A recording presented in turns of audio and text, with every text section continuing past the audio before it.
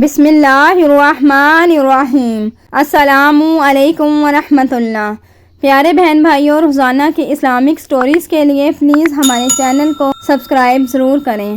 آج ہم آپ کے ساتھ مور اور سانپ کا خوبصورت واقعہ شیئر کریں گے۔ مور جتنا اب خوبصورت ہے، اس سے کئی گنا زیادہ جنت میں خوبصورت تھا۔ مور کی خوبصورتی پہ سبھی پرندے فدا تھے، لیکن ان سب خوبیوں کے باوجود مور سے ایسی کون سی خطا ہو گئی تھی جس سے اللہ تبارک و تعالیٰ نے مور کو جنت سے نکال دیا۔ اللہ تبارک و تعالیٰ نے جب حضرت آدم علیہ السلام اور اماں حوا کو پیدا فرمایا، اس کے بعد ان کو جنت میں بھیج دیا۔ وہ دونوں جنت میں بہت ہی پرسکون رہتے تھے، بہت ہی لذیذہ میوے پھل کھایا کرتے تھے، لیکن ایک اناج جس کو کھانے سے اللہ پاک نے انہیں منع فرمایا، اور وہ اناج گندم تھا۔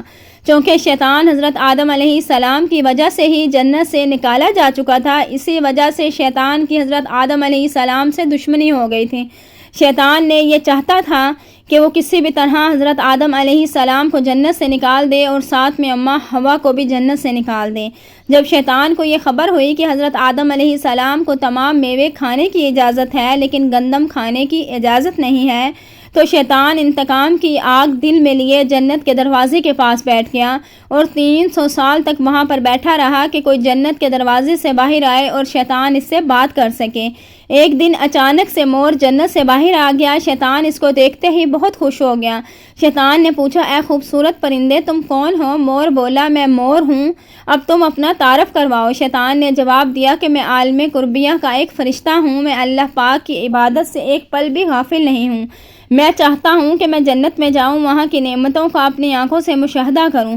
شیطان مور سے کہنے لگا کہ تم مجھے جنت کے اندر لے جاؤ، میں تمہیں 3 ایسی باتیں بتاؤں گا جس سے تمہیں ابدی زندگی حاصل ہو جائے گی، تمہیں بڑھاپا اور بیماری نہیں آئے گی، تم ہمیشہ جنت میں ہی رہو گے۔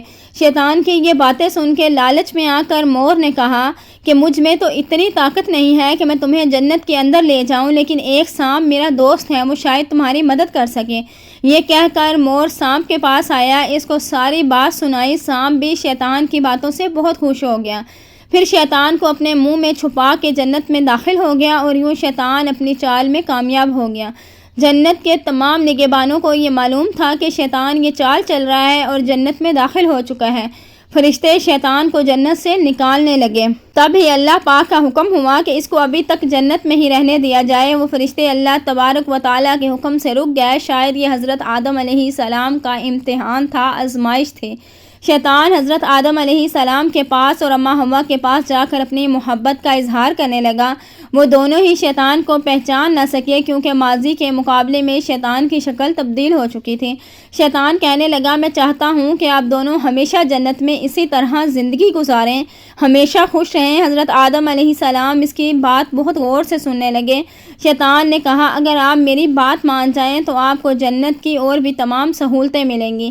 حضرت آدم علیہ السلام شیطان کے بہکاوے میں آ کر کہنے لگے کہ یہ کس طرح ممکن ہے؟ شیطان کہنے لگا کہ ایک گندم کا دانہ اگر آپ دونوں چکھ لیں تو آپ کو ابدی حیا حاصل ہو جائے گی اور آپ جنت میں ہی رہیں گے۔ یہ بات سن کر حضرت آدم علیہ السلام کے دل میں رجحان پیدا ہوا، لیکن ان کے دل میں اللہ کی نافرمانی کا خوف غالب آ گیا۔ جبکہ اماں حوا شیطان کی باتوں میں آ گئی، جس پر اماں حوا نے حضرت آدم علیہ السلام کو راضی کر لیا۔ پھر اس کے بعد ان دونوں نے اس گندم کے دانے کو چکھ لیا۔ جیسے ہی گندم کا دانہ ان کے اندر گیا تو دونوں کے ستر واضح ہو گئے، جس کے بعد دونوں اپنے اپنے ستر چھپانے لگے اور خوف سے خدا سے کانپنے لگے۔ اسی دوران اللہ تبارک و تعالیٰ نے فرشتوں کو یہ حکم دیا کہ حضرت آدم علیہ السلام اور اماں حوا دونوں کو زمین پر اتار دو۔ حضرت آدم علیہ السلام کو سری لنکا کے قریب نیچے زمین پر بھیج دیا، جبکہ اماں حوا کو جدہ کی سرزمین پر اتارا گیا۔